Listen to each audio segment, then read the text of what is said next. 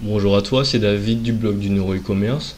Donc aujourd'hui je te retrouve, c'est pour t'enseigner un petit hack qui va te permettre de réduire ton taux d'abandon de panier et de gagner 1 à 2 points en taux de conversion. Donc le hack, ça consiste principalement en une petite modification des traductions du checkout. Parce que comme tu le sais sans doute, le checkout Shopify, tu peux pas modifier grand chose dessus. Mais il y a quelque chose que tu peux modifier, c'est la traduction des boutons. Je vais te montrer un peu de quoi je parle. Donc on va choisir un produit, on va l'ajouter au panier. Donc on peut voir que le bouton pour passer à l'étape suivante entre le panier et le checkout, c'est passer à la caisse. Et c'est un bouton noir comme ça. Donc ce qu'on va faire, c'est qu'on va simuler une commande, on va passer une commande bidon, on va dire. Email, on va mettre abc@fr, prénom David, adresse 16 rue Fleet, ville, code postal 7244. Et donc voilà. Donc on voit que le bouton pour passer à l'étape suivante entre la partie où tu vas rentrer tes informations de livraison et la partie où tu vas devoir sélectionner le shipping, c'est continuer vers la méthode d'expédition. Donc voilà, on a ça. Là, pour le bouton suivant, c'est continuer vers le paiement. Et là, valider le paiement. Donc ce qu'on va faire, c'est qu'on va essayer de créer une certaine continuité entre le checkout, enfin entre l'ajout au panier et jusqu'au bouton valider le paiement.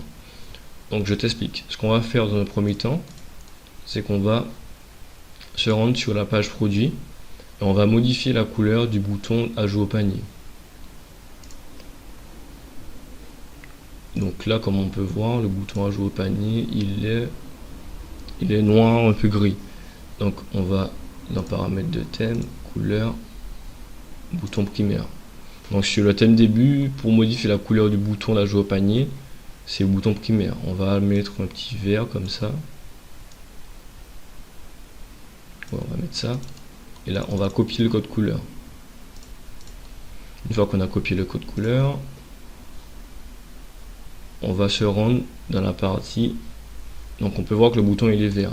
Mais le bouton il est vert, le problème c'est que la plupart des autres boutons, genre le bouton passage à la caisse il est également vert. Mais à partir du checkout, le code couleur des boutons il sera plus le même. Donc voilà par exemple, là le bouton il est bleu, il est devenu bleu, il est plus vert. Donc on va se rendre dans la partie passage à la caisse, on descend jusqu'en bas, bouton, on va le rendre aussi vert. Comme ça déjà ça crée déjà une certaine continuité. Si la personne elle a cliqué sur le bouton vert pour ajouter au panier, ça veut dire que on va le prendre par la main et de l'endroit où il va ajouter au panier jusqu'au moment où il va valider son paiement, il saura que c'est sur ce bouton là qu'il faut cliquer, c'est le bouton vert. Il n'y a pas d'autre bouton vert. En gros le bouton vert il sert à avancer et à créer une certaine continuité. Donc on va pas s'arrêter à là. Par exemple ici c'est écrit, non c'est même pas à partir de là, à partir du panier.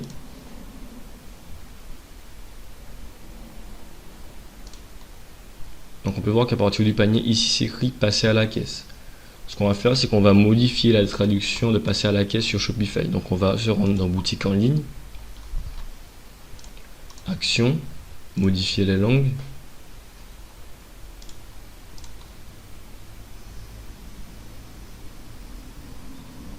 Et là, on va écrire passer à la caisse.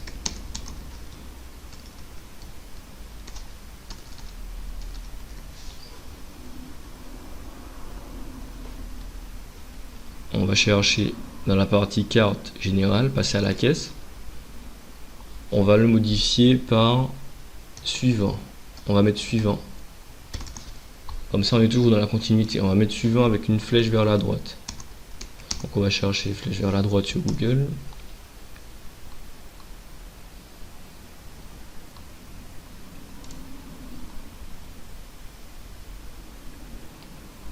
On cherche. Voilà.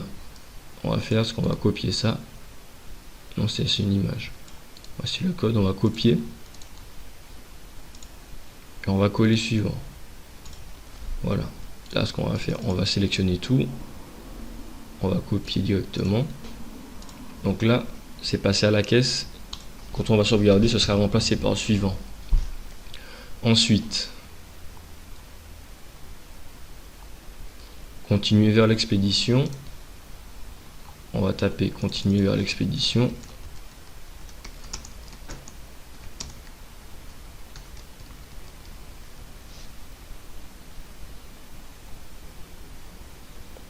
Donc c'est ça. On va modifier par suivant encore. Ensuite on va rentrer l'adresse pour voir c'est quoi l'autre bouton.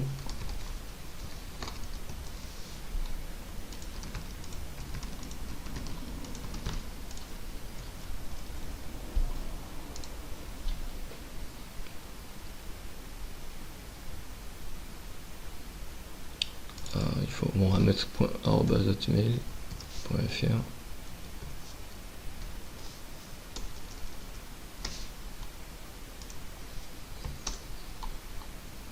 Donc là on a vu que ça s'est déjà modifié, c'est déjà suivant.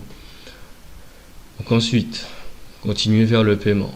Vous avez vu, il y a plein d'étapes et chaque bouton a une traduction différente. Donc comme vous avez vu, il y a plein d'étapes. Et le problème c'est que chaque bouton a une traduction différente. Et c'est mieux d'avoir... J'ai fait différents tests et j'ai remarqué que c'est mieux d'avoir le même bouton, la même traduction pour chacun des boutons. Comme ça, la personne, elle a déjà cliqué sur le bouton suivant et elle sait que c'est sur le bouton suivant qu'il faut cliquer. Donc là, on va chercher la traduction de continuer vers le paiement.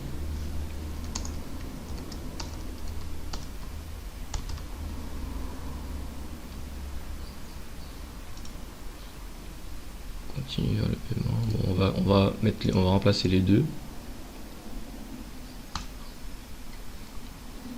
Ensuite,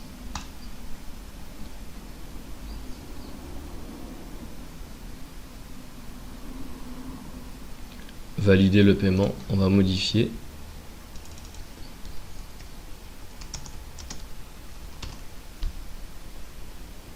Donc pour le bouton valider le paiement, je ne vais pas mettre suivant parce qu'il n'y a rien après, mais je vais juste mettre valider avec la flèche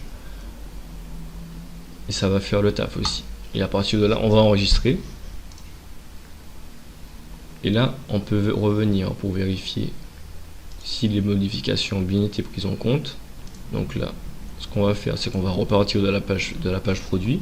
Donc là, on voit que le bouton ajouter au panier, il a le code couleur vert, donc on ajoute au panier. Une fois qu'on ajoute au panier, on voit qu'il y a encore le code couleur vert. On sait que c'est là qu'il faut cliquer, on peut pas, il n'y a pas d'autre bouton, c'est ici qu'il faut cliquer. Du coup, on va cliquer sur le bouton suivant.